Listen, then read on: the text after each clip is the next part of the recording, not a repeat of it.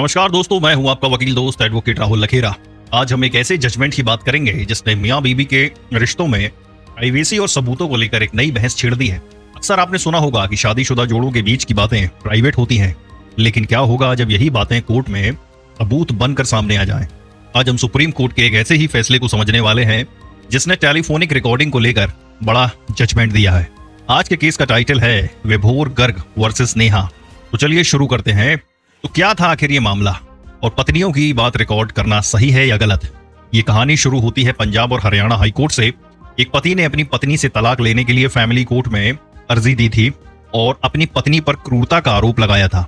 इस आरोप को साबित करने के लिए पति ने एक सीडी पेश की जिसमें पत्नी के साथ की गई टेलीफोनिक बातचीत रिकॉर्ड थी। फैमिली कोर्ट ने इस रिकॉर्डिंग को सबूत के तौर पर मान लिया, लेकिन पत्नी ने इस फैसले को पंजाब और हरियाणा हाई कोर्ट में चुनौती दी। पत्नी का कहना था कि उसकी बातचीत उसकी मर्जी के बिना रिकॉर्ड की गई है और ये उसके निजता के अधिकार मतलब राइट टू प्राइवेसी का उल्लंघन है। हाई कोर्ट ने पत्नी की बात मानी और कहा कि चुपके से बातचीत रिकॉर्ड करना निजता के अधिकार का उल्लंघन है और ऐसी रिकॉर्डिंग को सबूत के तौर पर नहीं माना जा सकता। हाई कोर्ट ने दीपिंदर सिंह मान वर्सेस रणजीत कौर और श्रीमती रायला एम भुवनेश्वरी वर्सेस नापफंडर रायला के मामलों का भी हवाला दिया जहां ऐसे सबूतों को अवैध बताया गया था। अब पति ने इस हाई कोर्ट के फैसले को सुप्रीम कोर्ट में चुनौती दी।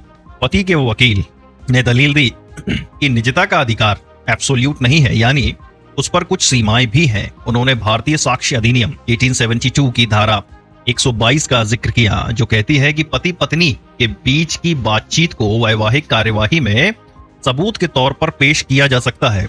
पति का कहना था कि क्रूरता जैसे मामलों में अक्सर कोई गवाह नहीं होता और डिजिटल एविडेंस ही एकमात्र सबूत होता है। अब सुप्रीम कोर्ट का इस पर ऐतिहासिक फैसला आया जो प्राइवेसी वर्सेस निष्पक्ष सुनवाई की बात करता है। सुप्रीम कोर्ट में जस्टिस बीवी नागरत्ना और जस्टिस सतीश चंद्र शर्मा की बेंच ने इस मामले की सुनवाई की। सुप्रीम कोर्ट ने पंजाब और हरियाणा हाई कोर्ट के फैसले को खारिज कर दिया और यह ऐतिहासिक फैसला सुनाया कि जीवन साथी की गुप्त रूप से रिकॉर्ड की गई टेलीफोनिक बातचीत वैवाहिक कार्यवाही में सबूत के तौर पर स्वीकार की जा सकती है। सुप्रीम कोर्ट ने कहा कि भारतीय साक्ष्य अधिनियम की धारा 122 पति पत्नी के बीच गोपनीयता को पूरी तरह से संरक्षण नहीं देती। यह धारा खुद ही एक अपवाद बताती है कि अगर पति पत्नी के बीच ही कोई कानूनी कार्यवाही चल रही है या अगर एक ने दूसरे के खिलाफ कोई अपराध किया हो तो ऐसी बातचीत को प्रकट किया जा सकता है। सुप्रीम कोर्ट ने यह भी कहा कि धारा 122 संविधान के अनुच्छेद 21 के तहत निजता के अधिकार से संबंधित नहीं है। इसके उलट ये धारा पति पत्नी के बीच निजता के अधिकार में एक अपवाद पैदा करती है।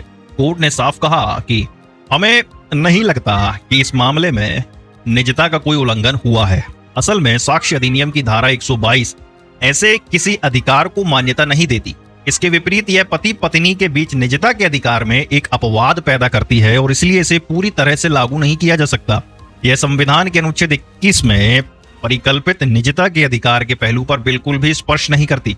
इसे अतिक्रमण करने की तो बात ही छोड़ दें। यह एक निष्पक्ष सुनवाई के अधिकार, प्रासंगिक सबूत पेश करने के अधिकार और अपने जीवन साथी के खिलाफ अपना मामला साबित करने के अधिकार को मान्यता देती है ताकि मांगी गई राहत मिल सके। कोर्ट ने उन दलीलों को भी खारिज कर दिया जिनमें कहा गया था कि ऐसे सबूतों की अनुमति देने से घरेलू सद्भाव बिगड़ेगा और पति पत्नी एक दूसरे पर जासूसी करने लगेंगे। सुप्रीम कोर्ट ने बड़े ही मजेदार अंदाज में कहा, कुछ दलीलें दी गई हैं कि ऐसे सबूत की अनुमति देने से वैवाहिक संबंधों में घरेलू सद्भाव खतरे में पड़ जाएगा क्योंकि इससे पति पत्नी एक दूसरे पर जासूसी करने लगेंगे जिससे साक्ष्य अधिनियम की धारा 122 का उद्देश्य ही विफल हो जाएगा। हमें नहीं लगता कि ऐसी दलीलें सही हैं। अगर शादी उस मुकाम पर पहुंच गई है जहां पति पत्नी एक दूसरे पर सक्रिय रूप से जासूसी कर रहे हैं तो यह अपने आप में एक टूटे हुए रिश्ते का लक्षण है और उनके बीच विश्वास की कमी को दर्शाता है। इस जजमेंट के पॉजिटिव और नेगेटिव पहलू को समझने की कोशिश करते हैं। पॉजिटिव पहलू में हो सकता है निष्पक्ष सुनवाई का अधिकार। यह जजमेंट निष्पक्ष सुनवाई के अधिकार को मजबूत करता है, खासकर ऐसे मामलों में जहां क्रूरता या अन्य आरोप साबित करने के लिए कोई प्रत्यक्ष गवाह नहीं होता। वहां इलेक्ट्रॉनिक एविडेंस बहुत काम आ सकता है। न्याय के लिए सच्चाई तक पहुंचना बेहद जरूरी है मेरे दोस्त। अब वैवाहिक विवादों में गुप्त रूप से रिकॉर्ड की गई बातचीत भी सबूत के तौर पर पेश की जा सकेगी। इससे उन लोगों को मदद मिलेगी जिनके पास मौखिक या दस्तावेजी सबूत नहीं होते हैं। यह फैसला आधुनिक टेक्नोलॉजी जैसे रिकॉर्डिंग डिवाइसेस के इस्तेमाल को कानूनी प्रक्रिया में मान्यता देता है। जो कि आज के समय की जरूरत भी है। अब इसके कुछ नेगेटिव पहलुओं को समझते हैं। भले ही सुप्रीम कोर्ट ने इसे निजता का उल्लंघन नहीं माना, लेकिन कई लोगों का तर्क है कि गुप्त रूप से रिकॉर्डिंग करने से निजी जिंदगी में ताक झांक बढ़ सकती है। इससे पति पत्नी के बीच अविश्वास और शक का माहौल बन सकता है। यह फैसला उन रिश्तों के लिए और मुश्किल पैदा कर सकता है जो पहले से ही टूटने की कगार पर हैं। जासूसी और एक दूसरे की बातें रिकॉर्ड करने की प्रवृत्ति बढ़ सकती है। कोर्ट को रिकॉर्डिंग की प्रामाणिकता और विश्वसनीयता की जांच करनी होगी। यह सुनिश्चित करना होगा कि रिकॉर्डिंग में कोई छेड़छाड़ ना की गई हो। रिकॉर्डिंग किस परिस्थिति में की गई, ये भी जांच का विषय होगा दोस्त। तो मेरे दोस्तों, रिश्ता या सबूत, क्या है ज्यादा जरूरी? तो सुप्रीम कोर्ट ने जो फैसला दिया है वो कानूनी नजरिए से एकदम सही है। कानून का उद्देश्य न्याय दिलाना है और न्याय तभी मिलेगा जब सच्चाई सामने आएगी।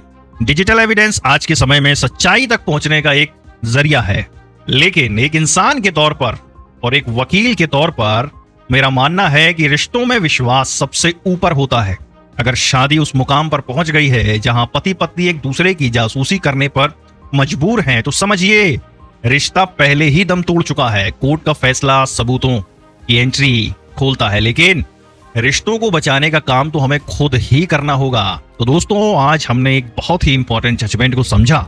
उम्मीद है आपको ये जानकारी आसान भाषा में समझ आ गई होगी। अगर आपके मन में कोई और सवाल है तो आप पूछ सकते हैं। मिलते हैं अगले एपिसोड में, तब तक के लिए नमस्कार, जय हिंद।